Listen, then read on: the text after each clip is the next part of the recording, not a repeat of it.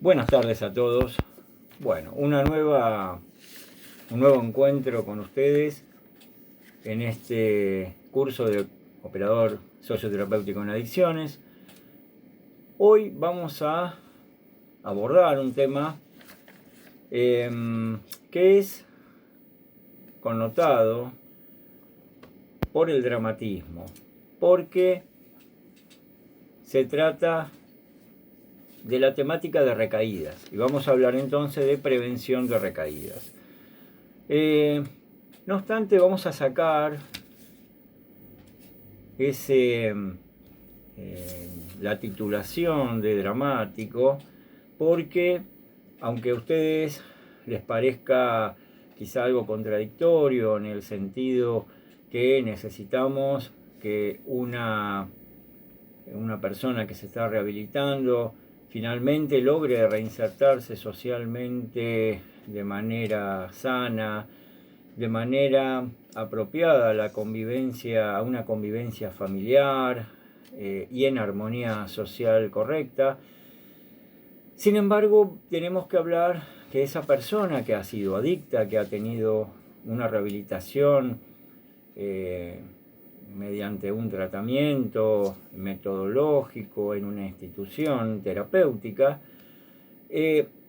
va en muchos casos a reincidir en el consumo de sustancias, que en algunos casos puede ser en forma transitoria, algún desliz en ese caso, llamado así, o en algunos otros casos, bueno, entrar nuevamente en un consumo importante, donde puede llegar a originar nuevamente los deterioros antes conocidos, como obviamente en las órbitas o ámbitos familiares, sociales, laborales, de amistades, etc.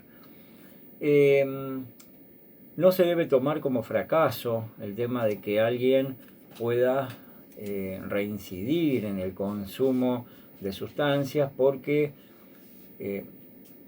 todos los autores han mencionado que es muy alta la posibilidad que en algún momento vuelvan a tomar contacto con la sustancia. Hay quienes no, pero si realmente no está consolidado, muy bien consolidado, ese tratamiento que se efectuó en la comunidad terapéutica, si lo que se ha inculcado no es sólido, bueno, empieza a resquebrajarse ante los conflictos que naturalmente pueden suscitarse a nivel familiar, a nivel laboral, o en cualquier ambiente donde la persona esté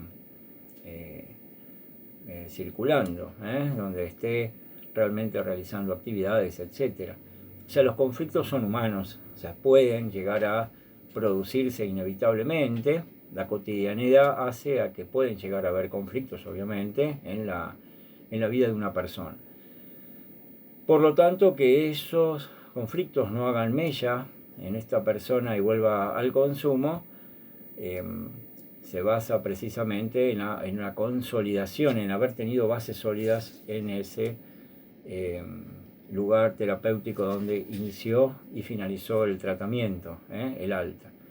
Un alta que siempre podemos decir que es un alta, también nuevamente voy a mencionar la palabra transitoria, porque digamos que hay una rehabilitación que se realiza, pero que siempre la persona va a tener que estar supervisada, siempre los ambientes familiares, sobre todo, que es donde va a estar incluida la persona nuevamente, van a tener que estar al tanto de las conductas que va realizando esta persona que se ha rehabilitado. Aparte, para no generarle conflictos que pueda no superar esta persona rehabilitada, y también para que no iniciar ningún tipo de consumo o actos que puedan llegar a realizar alguien en la familia y que sirvan de espejo para un posterior consumo de parte de el sujeto adicto. ¿Qué es una recaída? Bueno, una definición, un regreso a patrones de consumo compulsivos, ¿sí? Donde los juicios y actitudes son similares a antes del tratamiento, juicios que son muy obtusos, ¿sí? Muy extremos en el sentido de ya no importarle nada, y actitudes que tienen que ver con la manipulación, la mentira, etcétera, ¿no? Antes del tratamiento ha estado ese tipo de actitudes que provocan un deterioro obviamente físico, psíquico, social, que ya lo hemos abordado en algún momento. La adicción siempre va a provocar esto. ¿Por qué se recae? Es una interrogación que es muy común. Bueno, los estados emocionales negativos provocan que haya realmente una recaída. Los estados emocionales negativos que finalmente tienen mucho que ver con los conflictos interpersonales que pueda tener el sujeto y también por la presión social. Los conflictos interpersonales, bueno, el divorcio de la persona, un abandono, disputas, ¿sí? Algún duelo que realmente no lo puede elaborar convenientemente, una separación, circunstancias que son traumáticas en la vida de la persona y que por no haber tenido esa consolidación, esa solidez en el tratamiento en cuanto a los valores inculcados y de cómo proceder en circunstancias de esta naturaleza conflictiva en la vida cotidiana, hace que la persona empiece emocionalmente a desequilibrarse y aparezca en forma prácticamente automática el deseo irrefrenable por el consumo, ¿sí? Un deseo irrefrenable que se denomina craving, como ustedes saben, donde mina la capacidad de decisión, ¿sí? Porque el consumo, obviamente que es automático, y la compulsión es prácticamente autónoma, se da la compulsión y sigue esa compulsión. La presión social, bueno, la influencia de otras personas, que pueden ser de repente gente que consume dentro de la familia o gente de afuera, ¿sí? Y que presionan en algún momento como grupos de pertenencia para que la persona vuelva a consumir, aunque sea un día porque no pasa nada, y sin embargo pasa, ¿sí? Esa presión social es algo que ya tiene que tener también establecido de que no tiene que ceder a las mismas cuando está en la vida diaria posterior al tratamiento ya rehabilitado. Las recaídas se producen entonces en situaciones emocionales perturbadoras, el estrés emocional es muy grande y ahora vamos a hablar de los signos, ¿sí? Por ejemplo, dificultades. Bueno, dificultades internas para, obviamente, para pensar claramente, reconocer los sentimientos y las emociones, poder manejar el estrés convenientemente, que ya de por sí cualquier persona cuesta manejar el estrés notoriamente, sobre todo cuando tiene mucho trabajo y no lo puede manejar en forma correcta y de repente se muestra irritable. Obviamente que la persona que está en proceso, mejor dicho, rehabilitado, este estrés cuando no lo puede empezar a manejar es un desequilibrio emocional. Sentimientos como la vergüenza, la culpa, que empiezan a caer como pesos, ¿no? Y la desesperanza, porque se encuentra en un momento, en una fase como gris, como metafóricamente estar a la intemperie o estar en un momento dado ante un cielo gris plomizo, ¿sí? Rumbo a una lluvia esperable y esperada. Negación, o tiene mucha preocupación la persona por sí mismo y por lo que le está pasando, ya que no se siente bien, o estar o muestra una total despreocupación porque niega la realidad de lo que le está pasando. Pueden estar las dos circunstancias. Bueno, los mecanismos de defensa que ya de por sí el ser humano tiene, ¿no? Y la evasión. Cuando habla de que no, total yo no volveré a consumir nunca y sin embargo interiormente sabe que, o por lo menos percibe, siente que esto está por suceder. estar a la defensiva en todas las cosas, en todas las cosas en la vida diaria, aislarse es muy importante, tener esto como un dato de la realidad, la preocupación por otros, pero no por sí mismo, se preocupa por otras personas y ya se despreocupa de la persona misma. Crea muchas crisis en el sentido de que en un momento dado puede haber generar conflictos con los demás por esta irritabilidad, los enojos constantes, el miedo, porque al fin y al cabo hay un miedo que paraliza bastante, una tristeza al fin y al cabo, un deseo de destruir, inclusive en un momento dado puede haber ataques de rabia, la inmovilización, nada puede ser resuelto, se encuentra como en un punto neutro, siente de que otra persona tiene que venir para hacerlo feliz. Recuerden que la persona adicta se recupera si lo desea esa persona recuperarse, no porque alguien lo lleve de las pestañas a iniciar una recuperación. Entonces, si ahora está pendiente de que la felicidad pasa por lo que le puede otorgar otra persona de felicidad, el suministro de felicidad, quiere decir que las riendas de su vida están bastante flojas, ¿sí? No está tomando el toro por las astas, sino que prácticamente lo ha soltado. Sabe que algo está mal y no hace nada, esto lo hablamos de que interiormente pasa esto. Hay una confusión en cuanto a cualquier cosa le sale mal y ya está mal la persona, la baja tolerancia a la frustración, los berrinches como los chicos, y el enojo continuo con personas que son muy allegadas.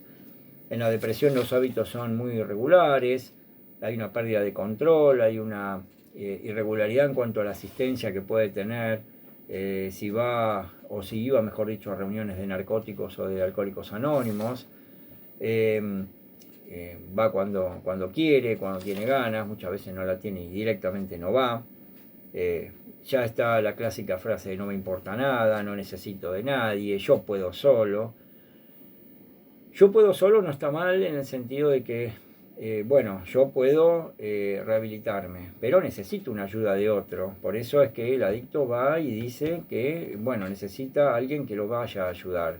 Tiene por sí mismo un deseo de poder llegar a rehabilitarse, pero el yo puedo solo, obviamente que lo recluye en sí mismo, y no tiene herramientas, sino que prácticamente es él casi al borde del consumo de la sustancia, ¿sí? Porque no tiene otro recurso que el quedarse en una posición totalmente egocéntrica, ¿sí? El disgusto con la vida, no se siente obviamente útil.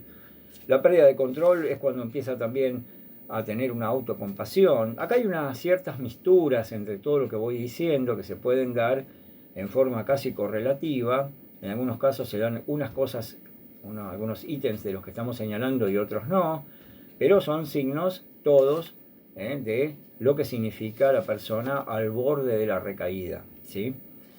Creo que puedo consumir un poco en la fiesta. Acá hay muchos problemas cuando hay alguien que le dice, consume un poco, total, ¿cuál es el problema?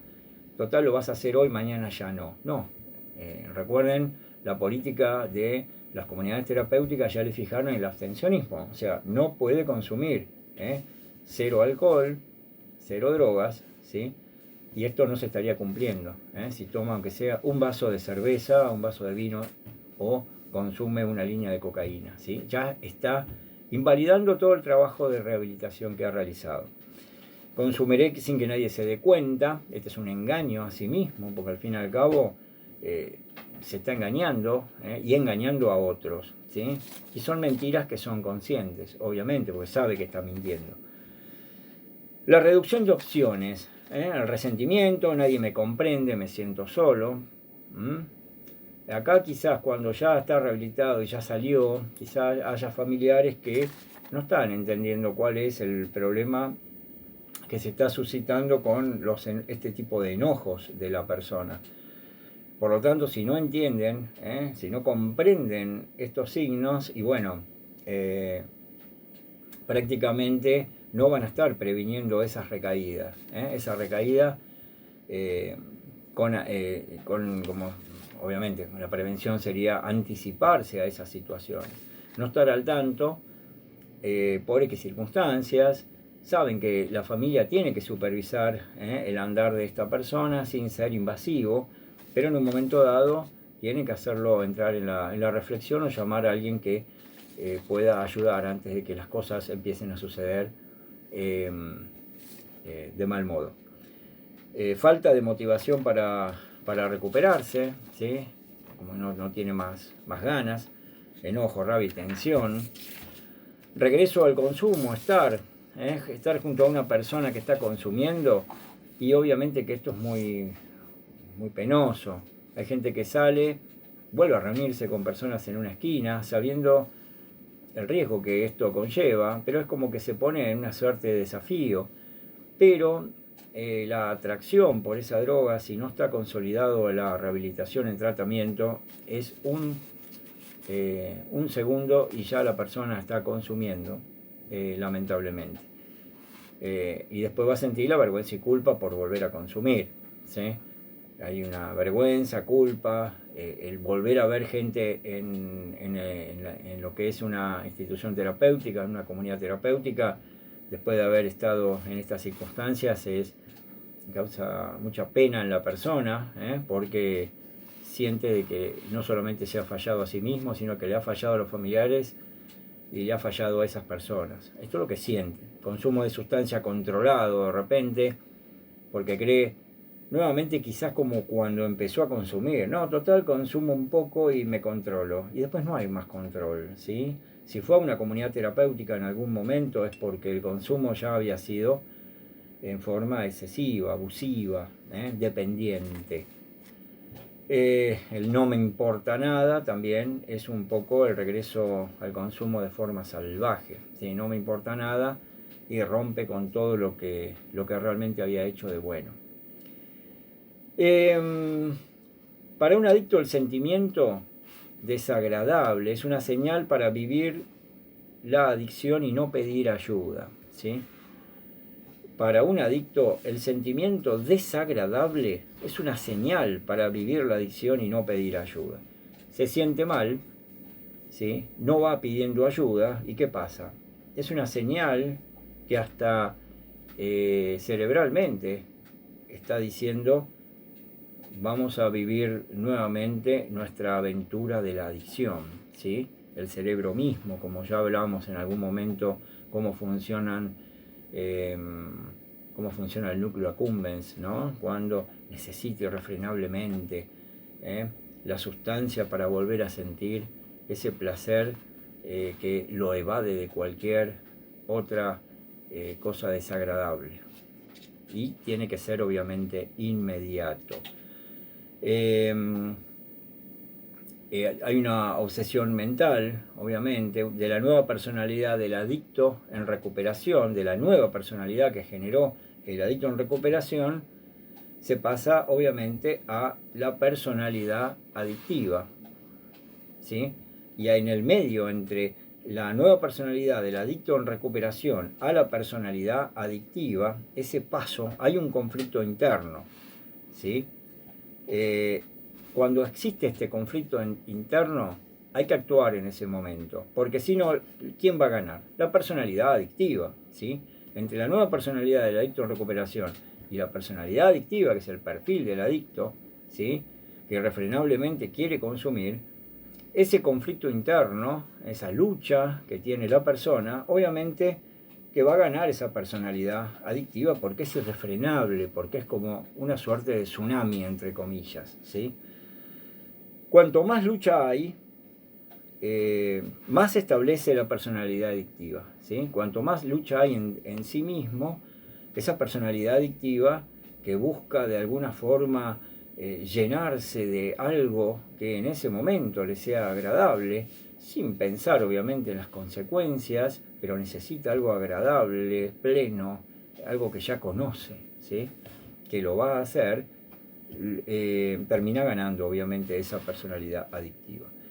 Por cada derrota hay algo de pérdida de autoestima, ¿sí? Porque las consecuencias después, al tomar conciencia, bueno, es una derrota en cuanto a que intentó rehabilitarse y no pudo, y parte de la autoestima hace que diga, baje esa autoestima y diga, la verdad que soy un tonto, no sirvo para nada, mirá en qué situación ahora me metí, eh, no pude, perdí de nuevo, pero bueno, siempre hay una instancia superadora, porque desde estos cursos, tanto de acompañante terapéutico como de operador en adicciones, siempre vamos a hablar del vaso medio llenar. O sea, acá siempre está la esperanza de poder salir y recuperarse en este caso. Siempre está la esperanza en resolver las cosas de forma positiva. Siempre estamos viendo al ser humano para que logre tener una vida plena, pero no en este caso vida plena a través de la evasión nociva de una droga que provoca esa adicción, ¿sí? Sino que más bien es tratar de tener esa vida saludable y no una personalidad adictiva, sino una personalidad sociable, ¿sí? El deseo de cambio siempre lucha con el deseo de permanencia, ¿sí? El deseo de cambio, el deseo de generar una nueva personalidad que no sea la personalidad adictiva, lucha con ese deseo de permanencia, ¿sí? De esa personalidad que se originó. La resistencia al cambio es muy natural en el hombre, ¿sí? Siempre va a haber una resistencia a ese cambio cuando ya se instaló una personalidad adictiva como la del adicto precisamente. Pero bueno, hay que buscar que ese cambio se consiga. Buscan apoyo en gente que piensa lo mismo, es muy... buscar apoyo en gente que piensa lo mismo, y eso es un lastre para la persona adicta, porque que piense lo mismo prácticamente lo está llevando a un consumo permanente, ¿sí? O sea, se está reuniendo con las personas menos indicadas. La personalidad adictiva impide conocer nuestra verdadera forma de ser, porque está enmascarada en nuestra forma de ser, ¿sí? La personalidad adictiva hace que la evasión tape toda nuestra potencialidad desde todo punto de vista, ¿sí? Desde el social, a cómo puede ser visto creativamente en un trabajo, en el arte, en el deporte, haciendo actividades deportivas, etc. Todo eso queda tapado por la evasión del consumo y esa personalidad adictiva. El fenómeno de recaídas tiene muchos factores, obviamente que individual, familiar, el ambiente sociocultural, el social. La noción, obviamente, vamos a hablar de una noción de refuerzo, el refuerzo positivo primordial, que esta es la base para drogarse, ¿sí? Y es la tendencia a las recaídas. Hay una memoria afectiva dominante. La noción de refuerzo positivo primordial es la memoria afectiva dominante. Esa memoria afectiva que ya la tiene, ya se generó en el cerebro, y la persona tiende siempre, en las recaídas, tiende siempre a volver a transitar esa memoria afectiva dominante, esa huella indeleble que queda. Pero que la persona no olvida, sino que sabe que a partir de esa huella hay algo que alguna vez le agradó y fue irrefrenable y lo atrapó. La relación directa con el potencial adictivo de la sustancia es la memoria afectiva dominante en cuanto a una definición, ¿no? Es la relación directa con el potencial adictivo de la sustancia, que ya la tiene obviamente memorizada. El refuerzo secundario es el contexto social y cultural. Bueno, contexto social, que estamos en un problema, porque tenemos un problema en el sentido de que hay desempleo, hay determinados factores que influyen que una persona que ya logró reinsertarse socialmente, si el empleador, por ejemplo, sabe que fue un exadicto y lo miran con mala cara, hay mucho prejuicio en este sentido. no se ve bien, se estigmatiza muchísimo a la persona adicta. Esto es algo que si logramos tener discursos más masivos en los cursos, por ejemplo, hacia determinadas personas, ciudadanos comunes que entiendan la problemática y que la adicción es una enfermedad, creo que vamos a tomar a las personas bajo un prisma muy, muy diferente, como seres humanos que son, pero con una enfermedad que han tenido, pero que no tiene por qué esa enfermedad estar por delante del sujeto de necesidades y sujeto con sueños para cumplir en esta sociedad y en esta vida que nos toca vivir. Entonces, siempre tenemos que tener una mirada mucho menos prejuiciosa, sin prejuicios en realidad. La fase de reinserción social es una fase delicada y difícil de mantener. Por eso el entorno debe tener actitudes convenientes. El rechazo social, como dije, es factor de recaída. La persona se siente rechazada y es muy feo. Hay una estadística que habla que la rehabilitación no sobrevive al 50% de los casos, exactamente la mitad. 2/3 recae entre los 21 días y los 90 días, ¿sí? En ese margen de unos 70 días, 69 días, 70 días, 2/3 de las personas que se han rehabilitado han recaído, ¿sí? O sea que lo tenemos que tomar más natural las recaídas y no tanto sobre estigmatizar a la persona que ya viene estigmatizada por estar rehabilitada por una enfermedad que tiene y que socialmente está obviamente mal vista. Otros enemigos importantes son el aburrimiento y el alcohol. Aquellos que el alcohol obviamente es la droga legal, mucho y legitimada por la sociedad, mucho más apropiada o en un momento dado útil para cualquiera que puede llegar a consumir, ya no drogas, pero sí mudar esa adicción hacia el alcohol, que está legitimado socialmente y que en cualquier fiesta pueden llegar a ver. Por eso aquel que sabe que alguien tiene problema con las adicciones, poner una botella de alcohol o poner botella de alcohol en una fiesta, aunque esté legitimado socialmente, es una bomba de tiempo. Es una bomba de tiempo y no debería ocurrir. Pero hay gente que no entiende esto, de lo que ahora ha dado en la cabeza de esa persona haber sido un consumidor de drogas. Al no entender esto cree que, nada, pero total un poquito no es nada. No, un poquito es todo. Es el comienzo nuevamente de un círculo vicioso que puede llegar hasta una sobredosis y la muerte. Si lo entendiera todo el mundo de esta forma, se darían cuenta de que poner una botella de alcohol o dejar que alguien tome, total un poco no le va a hacer nada, y bueno, entenderían de que podrían llegar a ser en algún momento, por hacer este tipo de actos, una suerte de homicida culposo, porque al fin y al cabo están queriendo que la persona tome, total no va a pasar nada, obviamente no quieren que la persona se muera, pero no toman conciencia del riesgo que hacen correr a esa persona que está enferma por el consumo de drogas en forma compulsiva como ha tenido. Bueno, la reinserción es el duelo elaborado al salir de la comunidad terapéutica. Ahí se tienen que consolidar los logros y siempre tener en cuenta que la recaída es un hecho esperable y depende no solo del individuo, sino de todo un sistema, el contexto social.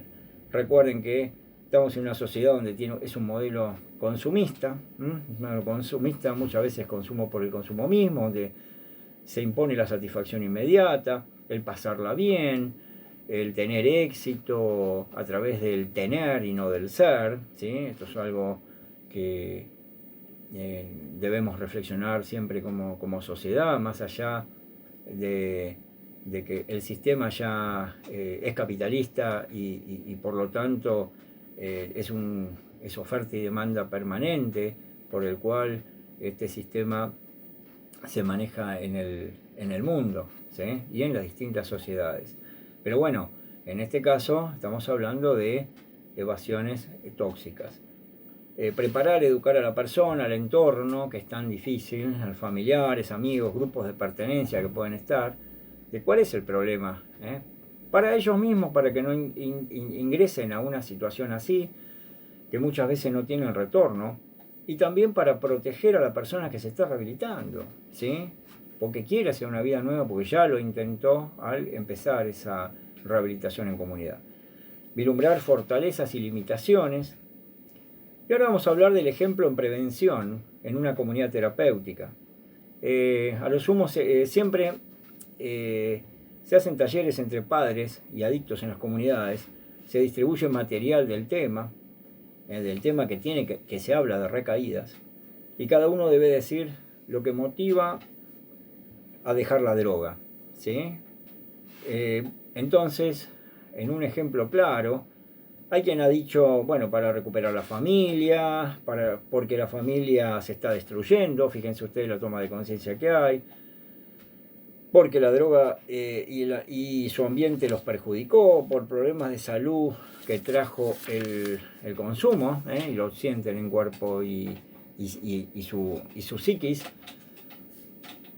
Y esta es una técnica interesante porque pone a la persona una situación de reflexión. La otra es leer un cuento, ¿sí? Hacer la lectura de un cuento de una persona que ha recaído. Entonces va a tener que escribir respecto a esa persona que ha recaído, escribir un cuento. Después va a hacer la lectura, recuerden que están familiares y adictos. Y hay preguntas claves. ¿Qué tiene que ver esa situación del cuento conmigo? ¿Sí? Entonces se hace la pregunta a sí mismo. Lo que escribí respecto a alguien que recayó, ¿qué tiene que ver conmigo? ¿Cómo debería haber actuado el personaje de ese cuento que recayó? ¿Sí? Para tener en cuenta, bueno, qué recursos tendría yo como adicto para poder resolver ese problema que quizás ese personaje que se observa en ese cuento no ha podido, quizás. Los grupos familiares van a tener que contar en otra de las tareas de este taller, que consta de varias técnicas, varias fases. Son grupos familiares que se reúnen entonces para hablar entre sí. Primero se sacan conclusiones, obviamente, de la otra técnica entre familiares y adictos en sí, pero después se reúnen los grupos familiares en sí. El grupo familiar con la persona adicta, y van a hablar de los riesgos de recaída y de los factores de protección. Cuando hablan de factores de riesgo de recaída y factores de protección, factores que aumentarían el riesgo de recaída. Vamos a mencionar algunos que en los talleres se ha observado que hablan muchísimo. La falta de comunicación es importantísima. ¿Por qué recae? Falta de comunicación.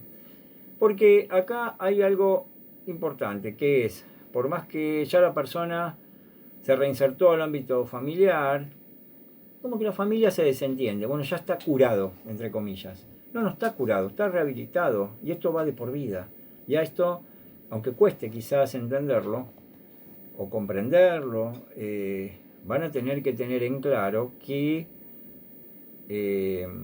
la persona tiene una enfermedad que es de por vida. ¿Sí? Es una enfermedad que tiene su rehabilitación, que puede llegar a tener sus recaídas, pero tiene que haber una supervisión, no que ahora que haga la vida como quiera y todos en la familia hacemos lo que queramos. No, estamos hablando de una persona a la cual le tenemos que disponer de tiempo también para ver cómo está y contener a su vez. Estar en lugares, otro de los factores que aumentarían el riesgo de recaída, estar en lugares o juntarse con gente donde se consume alcohol y drogas, en las esquinas, en los boliches. Bueno, obviamente, como dijimos hoy, ¿no? Un lugar donde hay una botella de alcohol es complejo para alguien que ha tenido un problema de abuso de drogas, de dependencia. Discutir con familiares, esto hace que emocionalmente esté quebrado o se pueda quebrar, porque no está la contención familiar, que es tan importante. Estar solo, estar deprimido, Sobre todo cuando hay este tipo de signos hay que estar muy, muy allí para ver qué es lo que le está pasando. Tener baja la autoestima, pensar en la independencia y saber que no se tienen los medios y el dinero. Entonces ahí la familia misma va a tener que contener mucho, ¿sí? No están los medios y el dinero, pero tenés salud y hay que esperar un poco, hay que tener un compás de espera para poder conseguir cierto trabajo y ahí va a empezar a funcionar un poco mejor las cosas.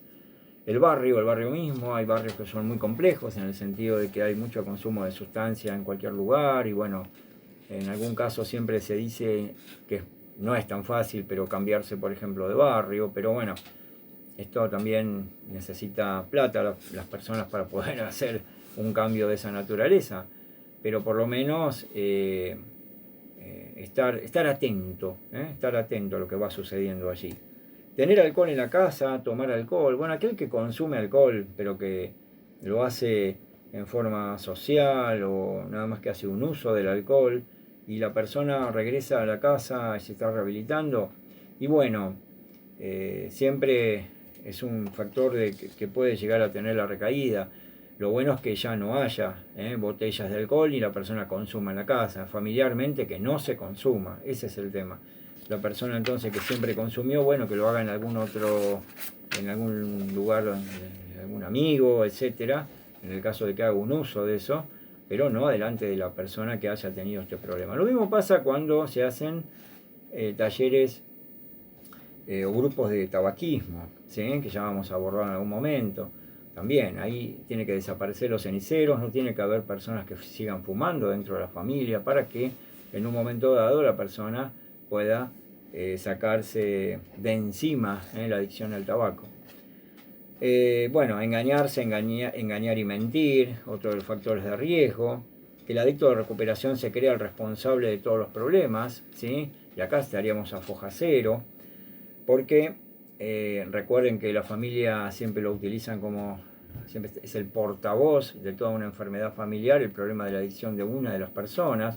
Por lo tanto, si otra vez se crea el responsable de todos los problemas que están pasando, quiere decir que ha vuelto otra vez a estar en esas circunstancias iniciales. Y también acá tiene que tomar en cuenta la familia para decir que no es así. Frustraciones, bronca, falta de seguridad, no tener límites, ¿sí?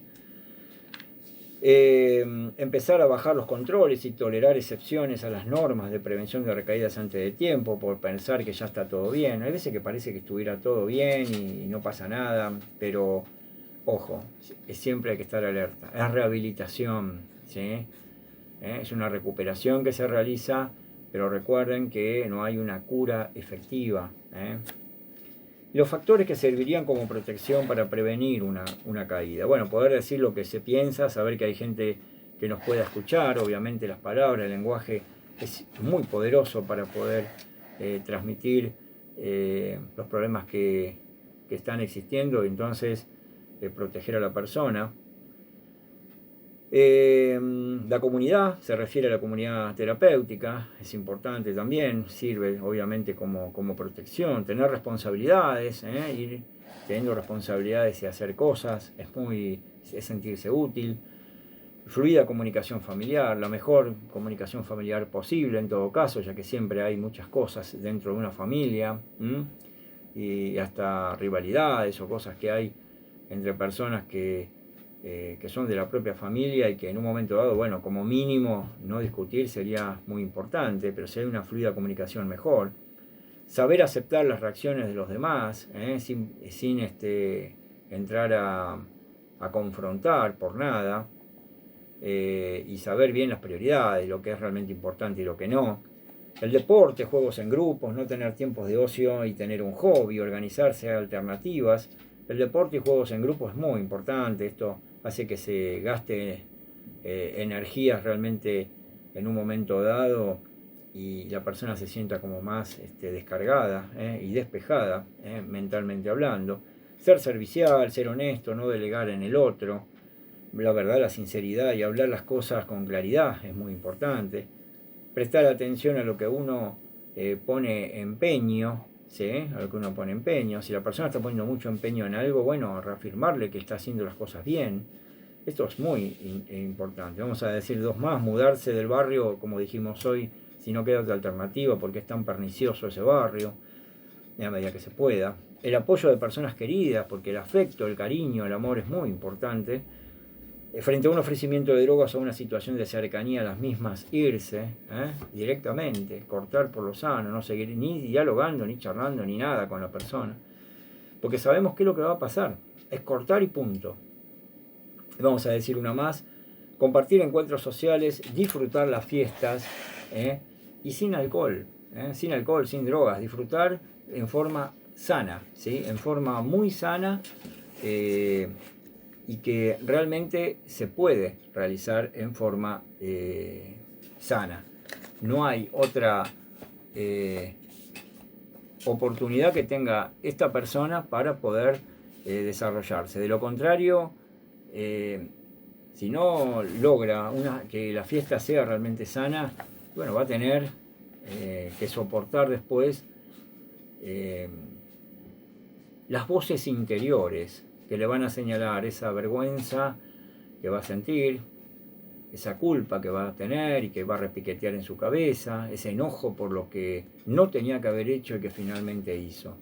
Entonces, esto es fundamental, tener en cuenta de que es un delicado equilibrio el que hay que mantener una vez que la persona sale de una comunidad terapéutica y se vuelve a revincular con la familia, con los amigos, con los grupos de pertenencia, con la sociedad misma. La sociedad a través del trabajo, la sociedad a través del estudio, la sociedad, hablamos, a través de determinadas fiestas donde puede ir la persona. La persona se tiene que desarrollar, obviamente, como ser humano independiente, pero siempre tiene que haber una supervisión y siempre un apoyo, un respaldo afectivo importante, ¿sí? Porque es rehabilitación y no curación. Esto lo tiene que tener en claro los familiares, y tienen que tener en claro la misma persona que ha estado en un consumo compulsivo y que ahora decidió rehabilitarse, por lo tanto tiene que sostener esa rehabilitación cueste lo que cueste. Bueno, hasta acá entonces con prevención de recaídas, que es tan importante. Yo quería leer algo que tiene que ver con inhalantes, ¿sí? Es simplemente una pequeña introducción de lo que son los inhalantes, ¿no? Y que es patrimonio de niños muy chicos, lo habrán visto en Constitución, en la estación de Constitución, en Retiro, en Once, en muchos lugares. Muchos niños vulnerados socialmente están en condiciones que para superar en un momento dado su pobreza extrema, la falta de comida, el tener hambre y superarlo de esta forma, el no tener el afecto necesario y también superarlo de esta forma, no tener padres que guíen, que limiten, que eduquen y que den lo que corresponde a estos chicos. Entonces lo que se impone para ellos es en ese momento la compulsión a el consumo de pegamentos, de gasolina, benzina, acetona, aerosoles, ¿sí? Es muy, muy feo, lamentable. Bueno, los pegamentos, la gasolina, benzina, acetona, aerosoles, por lo general se inhalan los vapores de estas sustancias, introduciendo la cabeza en una bolsa de polietileno, ustedes lo habrán visto, en forma sistemática todo el día prácticamente. Suelen comenzar con ello, bueno, los niños con pocos recursos económicos, su consumo desarrolla tolerancia, obviamente, y dependencia. ¿Qué producen? Porque esto es algo que quizás no lo sepan, pero produce euforia. Incoordinación, habrán visto que no caminan bien, caminan como si hubieran bebido. Y desorientación temporoespacial. Esta desorientación lo habrán visto si ustedes observaron, porque al fin y al cabo hay mucha gente que no observa porque lamentablemente se naturaliza en el paisaje y lo damos como algo normal que suceda, y realmente es algo desagradable que una sociedad esté ante escenas de este tipo, ¿no? Que hayan chicos que estén drogados con estas cosas, con los pegamentos, con la gasolina, etcétera. Es pero muy feo, pero muy feo. Y lo habrán visto que en tiempo y espacio obviamente que se pierden, con los ojos totalmente perdidos, como en trance. Inapetencia, o sea, no tienen ganas de comer, y eso también es una búsqueda inconsciente, porque comida no abunda, no tienen, ¿sí? Distorsión de la percepción y alucinaciones, pueden ver cualquier cosa, ¿sí? Y prácticamente pueden ver en forma, no sé, ancha, larga, y ver cosas como si fuera la alucinación de una persona psicótica, ¿sí? Como una realidad diferente. Su uso crónico, o sea, siempre, puede dejar como saldo, obviamente, lesiones nerviosas, pulmonares, hepáticas, renales y de médula ósea, teniendo como digamos lo más grave que pueda sucederle a la persona, obviamente, y después con el consiguiente problema de salud que puede llegar a inclusive prácticamente, si ya es chico y tiene todo este tipo de problemas, imagínense una proyección hacia la adolescencia y la adultez, en qué situación llegan, lamentablemente. Aunque después, bueno, empiezan a consumir otro tipo de drogas que son mucho más duras. Bueno, hasta acá llegamos entonces con prevención de recaídas. Nos estamos viendo en el próximo teórico. De mi parte, muchas gracias por la atención dispensada y será hasta la próxima. Gracias.